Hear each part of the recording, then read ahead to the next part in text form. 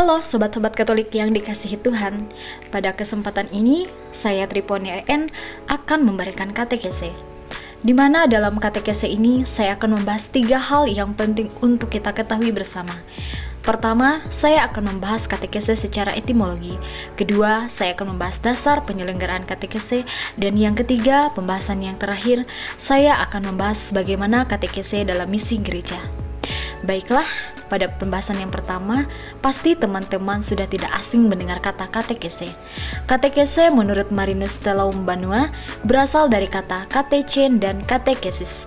Dua kata tersebut berasal dari kata kat dan eko, di mana kat berarti keluar atau ke arah luas dan eko berarti gema atau gaung.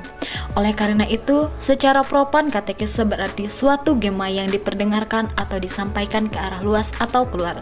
Sedangkan menurut Kamus Besar Bahasa Indonesia, katekese adalah pelajaran agama. Maka berdasarkan dua pengertian tersebut dapat disimpulkan bahwa katekese adalah pengajaran agama yang dapat disampaikan secara lisan dan pengajaran yang diterima tidak berhenti pada satu arah. Kemudian dasar penyelenggaraan katekese.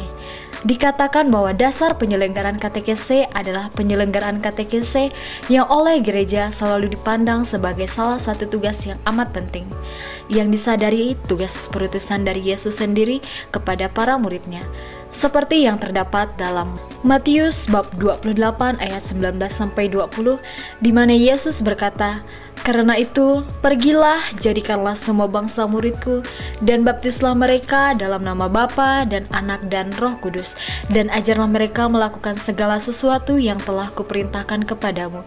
Dan ketahuilah, aku akan menyertai kamu senantiasa sampai akhir zaman." Kemudian pada pembahasan yang terakhir tentang katekese dalam misi gereja. Katekese dalam misi gereja ini dapat kita temukan dalam Katekismus Gereja Katolik bab 4 sampai bab 10. Di sana kita dapat melihat tujuan-tujuan katekese dalam misi gereja.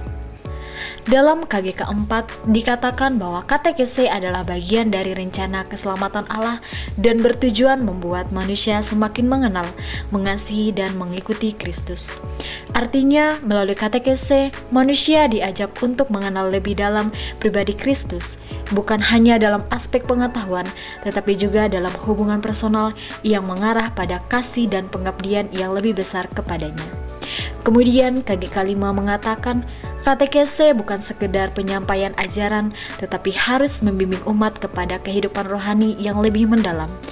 Artinya, katekese tidak hanya sebatas memberikan informasi atau pelajaran teoritis, tetapi katekese mau mengajak umat pada perubahan hidup rohani dengan menjadikan ajaran Kristus sebagai pedoman hidup sehari-hari.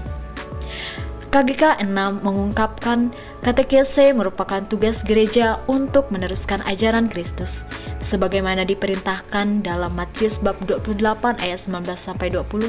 Dalam hal ini gereja diutus untuk meneruskan ajaran Kristus, baik melalui pengajaran secara langsung maupun lewat sakramen-sakramen, dan memastikan bahwa setiap umat dapat memahami serta hidup sesuai dengan iman Katolik. Dalam KGK 7 dikatakan bahwa katekese bertujuan untuk memperkenalkan Kristus dan membawa setiap orang kepada hubungan pribadi dengannya.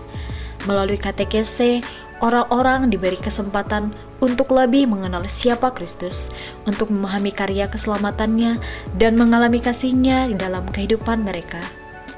Dalam KGK 8 dikatakan bahwa katekese tidak hanya tentang doktrin, tetapi juga mencakup pengajaran moral, ibadah, dan kehidupan dalam komunitas gereja. Katekese mencakup lebih dari sekedar pengajaran doktrin atau ajaran teologi. Katekese juga meliputi pengajaran tentang moralitas, yaitu bagaimana hidup sesuai dengan ajaran Kristus dalam tindakan, pilihan hidup, dan hubungan dengan orang lain. Kemudian KGK 9-10 dikatakan, katekese berkaitan erat dengan evangelisasi. Evangelisasi mewartakan Injil kepada semua orang, sedangkan katekese memperdalam pemahaman dan komitmen mereka terhadap iman. Evangelisasi adalah tugas untuk mewartakan kabar baik Injil kepada semua orang, agar mereka mengenal Kristus. Sementara itu, katekese lebih lanjut berfungsi untuk memperdalam pemahaman mereka yang telah menerima Injil, agar mereka bisa hidup dalam iman secara lebih mendalam dan bertumbuh dalam komitmen iman mereka.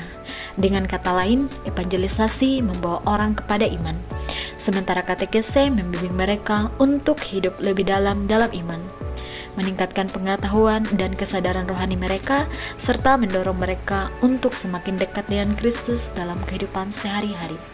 Nah, teman-teman, semoga katekese yang saya sampaikan dapat menambah ilmu bagi kita semua. Selamat beraktivitas, Tuhan memberkati.